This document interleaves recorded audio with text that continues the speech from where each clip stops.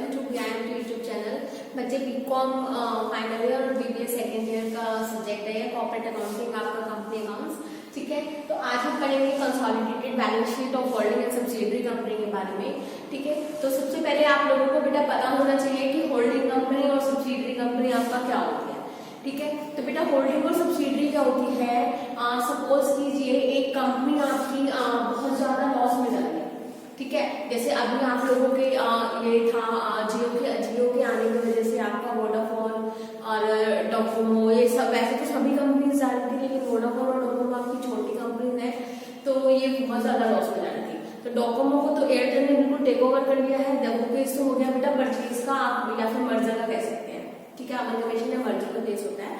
ठीक है, तो उसकी तो बात नहीं कर रहे हैं हम लोग। अब जिस तरह से वोडाफोन है, आइडिया ने उसे टेक ओवर कर लिया है ना, आइडिया ने तो वोडाफोन को टेक ओवर कर लिया ना बच्चे। तो बेटा आइडिया ने जो वोडाफोन को टेक ओवर करा है, उसके 51% से ज्यादा की शेयर होल्डिंग आइडिया ने परचेज कर ली है। ठीक है, तो इसको कहते हैं हम लोग, क्या कहते हैं बेटा, होल्डिंग और सब्सिडियरी कंपनी केस। ठीक है, तो जो कंपनी किसी कंपनी का 51 या उससे ज्यादा के परसेंटेज के शेयर्स होल्ड कर लेती है, परचेज कर लेती है, तो वो कहलाती है आपकी होल्डिंग कंपनी। और जिस कंपनी के परचेज करती है वो होती है आपकी सब्सिडियरी कंपनी। ठीक है, तो बेटा हम लोग होल्डिंग और सब्सिडियरी कंपनी के फाइनल अकाउंट के बारे में पढ़ेंगे। बैलेंस शीट की बात कर रही हूँ यहाँ पर। तो फाइनल अकाउंट बनाने के लिए देखिए आपको दो बातें हो सकती है, या तो आप मर्ज करके दिखा रहे हैं, या तो आप मर्ज करके दिखा रहे हैं या फिर आप मर्ज करके नहीं दिखा रहे, दो बातें हो सकती हैं। तो बेटा मर्ज करके दिखाने में आप लोगों को क्या करना पड़ेगा, balance sheet, consolidated balance sheet means two से कंबाइंड बैलेंस शीट। ठीक है, तो कंबाइंड बैलेंस शीट शो करने के लिए बच्चे आप लोगों को क्या करना पड़ेगा, आप लोगों को उनकी एसेट का टोटल, दोनों की एसेट्स एक साथ डालनी पड़ेगी और दोनों की लायबिलिटीज एक साथ डालनी पड़ेगी। ठीक है, एक्सपेक्ट वो वाला आप जितनी भी लायबिलिटीज डालेंगे तो आप शेयर कैपिटल में से जितना शेयर कैपिटल होल्डिंग के पास है वो बैलेंस कर लीजिएगा, और होल्डिंग का सब्सिडियरी के पास, सब्सिडियरी का होल्डिंग के पास जितना है वो सब बैलेंस। तो वो सब चीजें बैलेंस करके आप लोगों का माइनॉरिटी इंटरेस्ट निकलता है, वो इंटरेस्ट निकालते हैं हम लोग इसमें मेन जो करते हैं। ठीक है, तो आइए जरा पढ़ते हैं होल्डिंग और सब्सिडियरी के बारे में।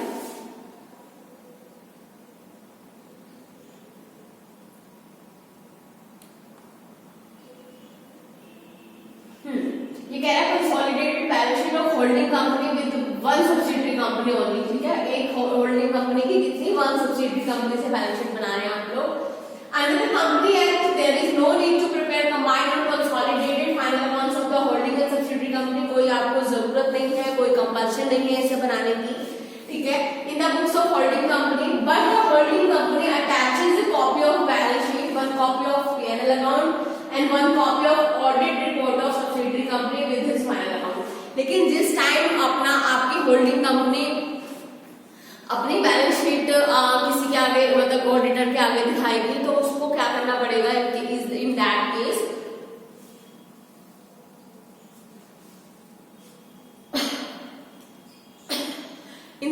बेटा क्या करना पड़ेगा, होल्डिंग कंपनी को सब्सिडियरी कंपनी की बैलेंस शीट, P&L और ऑडिट रिपोर्ट जो है आपकी, वो अपने ऑडिटर को दिखानी पड़ेगी होल्डिंग कंपनी। ठीक है, अगर आप लोग मर्ज कर रहे हैं तो कोई केस से राइज नहीं होता, अगर इन केस आप मर्ज नहीं कर रहे हैं तो आपको ये सब चीजें सब्सिडियरी की भी होल्डिंग को उसको अपने ऑडिटर को दिखानी पड़ेगी होल्डिंग कंपनी को। But for showing true financial position of it, holding company prepare consolidated balance sheet. लेकिन ट्रू फाइनेंशियल कंडीशन, एक फेयर फाइनेंशियल कंडीशन दिखाने के लिए आपका होल्डिंग कंपनी क्या करती है बच्चे, अपनी एक consolidated balance sheet, that means एक कंबाइंड बैलेंस शीट प्रिपेयर करती है। ठीक है, it is so easy to understand that the consolidated balance sheet is balance sheet in which all the assets and liabilities of holding company and subsidiary company are added with each other, but practically it is tough to make consolidated balance sheet of holding and subsidiary company। ठीक है, practically ये बहुत tough है, और कहने में, सुनने में और समझने में तो बहुत इजी है कि हाँ हमने ऐसे मिला दी और लायबिलिटीज मिला दी, लेकिन करने में टफ नहीं चीज है।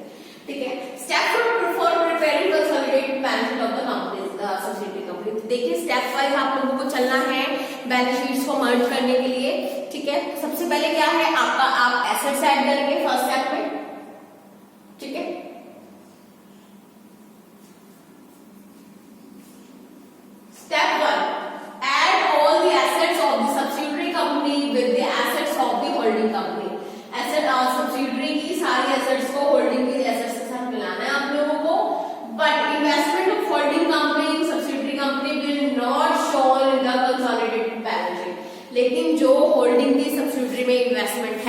5% का शेयर परचेज कर रखा है, वो आपको एसेट साइड में एज एन इन्वेस्टमेंट नहीं शो करना है, ठीक है। Because the investment of subsidiary company will automatically adjust with the amount of share capital of subsidiary company in the holding company, क्योंकि वो इन्वेस्टमेंट सब्सिडियरी की होल्डिंग में क्या है बेटा, शेयर कैपिटल है ना। तो आप सब्सिडियरी में इन्वेस्टमेंट भी दिखा रहे हैं और अपनी शेयर कैपिटल भी रेज करके दिखा रहे हैं होल्डिंग कंपनी, तो दोनों साइड टैक्स कैसे दिखा सकते हैं, आप नहीं दिखा सकते ना। तो बेटा वो चीजें उससे बैलेंस होती है आपकी, ठीक है। स्टेप टू में आप सारी लायबिलिटीज में आएंगे, all the liabilities of subsidiary company with the liability of holding company, but share capital of subsidiary company and holding company will not shown in the consolidated balance sheet in the books of the holding company because this share capital automatically adjusts with the amount of investment of holding company or subsidiary company। तो ये भी वही कह रहा है कि जितनी भी इन्वेस्टमेंट है वो शेयर कैपिटल से आपकी क्या हो जाएगी बेटा, बैलेंस हो जाएगी, ठीक है। तो आपको वो भी लायबिलिटी उसकी भी कंसोलिडेटेड बैलेंस शीट में उसकी इन्वेस्टमेंट या फिर लायबिलिटी दिखाने की जरूरत नहीं है, ठीक है। एसेट्स के लिए आपको इन्वेस्टमेंट दिखाने की जरूरत नहीं है और लायबिलिटी के लिए आपको क्या बेटा, लायबिलिटी दिखाने की जरूरत नहीं है, क्योंकि दोनों चीजें आपस में क्या हो जाती है बेटा, बैलेंस हो जाती है, ठीक है। चलिए स्टेप 3 चलते हैं। Calculate the minority interest, the most important step of the consolidated balance sheet is calculating the minority interest, ठीक है। तो माइनॉरिटी इंटरेस्ट हमारा क्या होता है, किस तरह से कैलकुलेट करते हैं, सबसे इंपॉर्टेंट पार्ट है ये आपका कंसोलिडेटेड बैलेंस शीट का न्यूमेरिकल पोर्शन है, कराऊंगी इसके न्यूमेरिकल आगे, पहले आप समझ लीजिए तो बेटर है, ठीक है। तो देखिए पढ़िए, first of all we should know what minority interest is. सबसे पहले हमें पता होना चाहिए माइनॉरिटी इंटरेस्ट क्या है। Minority interest is the shareholder but there is no company, there is not holding company shareholder. So when holding company shows the consolidated balance sheet, it is duty of accountant to show minority interest in the liability side of consolidated balance sheet। तो बेटा minority interest क्या होता है, वो वाले share holder जो कि आपका होल्डिंग कंपनी नहीं है। भाई सब्सिडियरी कंपनी में होल्डिंग कंपनी भी shareholder as a shareholder work कर रही है, बट वो तो उसको मिलेगा ही मिलेगा, ठीक है। लेकिन बाकी जो शेयर होल्डर्स हैं उनसे उन्हें क्या मिल रहा है, वो आपका क्या कैलकुलेट होगा, माइनॉरिटी इंटरेस्ट कैलकुलेट होगा। चलिए देखते हैं आगे। We can calculate the minority interest with the following formula। आपको क्या क्या करना है, देखिए total of share capital subsidiary company total share capital लिखनी है, लेस जितना भी होल्डिंग कंपनी ने उसमें इन्वेस्ट कर रखा है वो आपको लेस कर लेना है, ठीक है। फिर उसके बाद आप लोगों को एप्रोप्रिएट शेयर जो है होल्डिंग कंपनी का प्रॉफिट में वो लेना है, फिर जो भी रिजर्व या इंक्रीज हो रहा है वैल्यू ऑफ एसेट में वो आपको ऐड करना है इसमें, फिर उसमें से लेस करना है proportional share of subsidiary company loss and decrease and the value of total asset of the company, ठीक है। तो ये आपका क्या निकल के आ जाएगा बेटा, वैल्यू ऑफ माइनॉरिटी इंटरेस्ट निकल के आ जाएगा। कराऊंगी इसका क्वेश्चन, ज्यादा टफ पार्ट नहीं है, ठीक है। पहले आप लोग ये थ्योरी पार्ट देख लीजिए थोड़ा सा, फिर मैं आप लोगों को इसका आगे न्यूमेरिकल क्वेश्चन भी कराऊंगी, ठीक है, नेक्स्ट लेक्चर में। चलिए step number 4, calculate the cost of capital, goodwill और कैपिटल रिजर्व। फिर आप लोगों को क्या करना है बेटा, कॉस्ट ऑफ कैपिटल आपका कैलकुलेट करना है। If holding company purchases the share of subsidiary company at premium, then the value of premium will be changed as goodwill or cost of capital as shown in the goodwill of the asset side of the capital of consolidated balance sheet, ठीक है। अगर आप लोग premium पे खरीद रहे हैं तो वो सिक्योरिटी प्रीमियम रिजर्व ना होकर आपका किसमें चला जाएगा बेटा, गुडविल में चला जाएगा, ठीक है। दोबारा पढ़ लीजिए, देखिए the holding company purchases the share of subsidiary company at premium, the value of premium will be deemed as goodwill और cost of capital as shown in the goodwill और asset side of the consolidated balance sheet, ठीक है। As a goodwill आप लोगों को show करना है। But if company purchases the share of subsidiary company at discount, अगर डिस्काउंट पे ले रही है तो वो आपका बेटा किसमें शो होगा, कैपिटल रिजर्व में। अगर आप लोग प्रीमियम पे ले रहे हैं तो आप लोगों से प्रीमियम के लिए आप लोग उसे क्या मानेंगे बेटा, गुडविल मानेंगे, एसेट साइड में दिखाएंगे। और अगर आप लोग डिस्काउंट पे ले रहे हैं तो कैपिटल रिजर्व आपका लायबिलिटी साइड होल्डिंग कंपनी की बैलेंस शीट में शो होगा, ठीक है। स्टेप 5 है आपका treatment of pre acquisition reserve profit.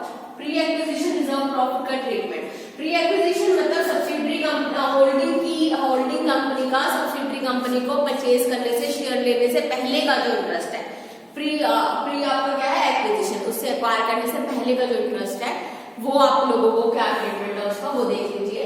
Pre acquisition जो भी प्रॉफिट और रिजर्व है सब्सिडियरी कंपनी के वो आपके एज अ कैपिटल रिजर्व दिखाए जाएंगे कंसोलिडेटेड बैलेंस शीट में। ठीक है, तो पढ़िए देखिए, pre acquisition profit and reserve of subsidiary company will be shown as capital reserve in the consolidated balance sheet but the value of minority interest profit and reserve deducted from it. लेकिन जो minority interest है वो क्या कर लिया जाएगा, इससे minus कर लिया जाएगा and add in minority interest value, और माइनॉरिटी इंटरेस्ट वैल्यू में वो चीज ऐड होगी आपकी। तो आपका क्या आ जाएगा बेटा, टोटल प्रॉफिट जो भी आपका एक्विजिशन से पहले है लेस कर लेंगे आप लोग उसमें से माइनॉरिटी इंटरेस्ट।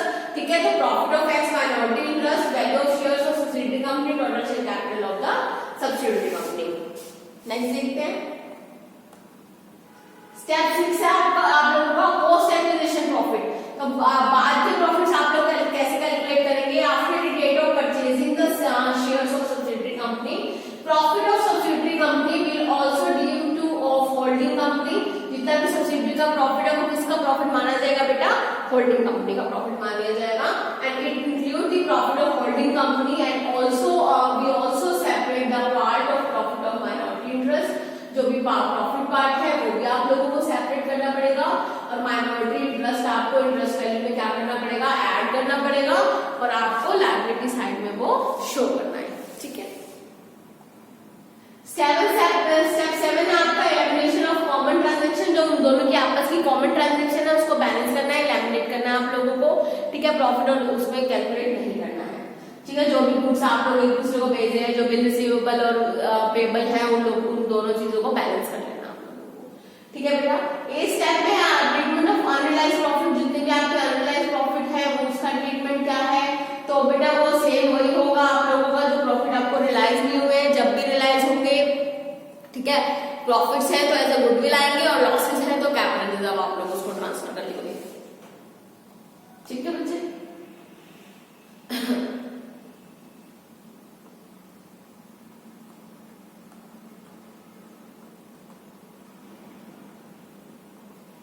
चलिए स्टेप नंबर 9 है treatment of dividend. If holding company gets the dividend from the subsidiary company, अगर सब्सिडियरी को होल्डिंग से या डिविडेंड मिल रहा है then this will divide into 2 parts. If subsidiary declare dividend out of capital profit तो capital reserve में चला जाएगा, अगर उसने अपना प्रॉफिट में से वो किया है तो फिर आपका रिवेन्यूज में या फिर आप लोग गेन से उसको दिखा देंगे। ठीक है, ठीक है बच्चे, तो इतना ही है, ये पढ़ लीजिएगा आप लोग। मैं इसका न्यूमेरिकल कराऊंगी तो आपको चीजें और ज्यादा क्लियर हो जाएंगी। ठीक है students, so that's all for today. ठीक है स्टूडेंट्स, पढ़ लीजिएगा बेटा आप ये वाला चैप्टर है ना, इसके बाद मैं न्यूमेरिकल क्वेश्चन कराऊंगी, आपको सारी चीजें क्लियर हो जाएंगी। Okay, that's all for today, thank you.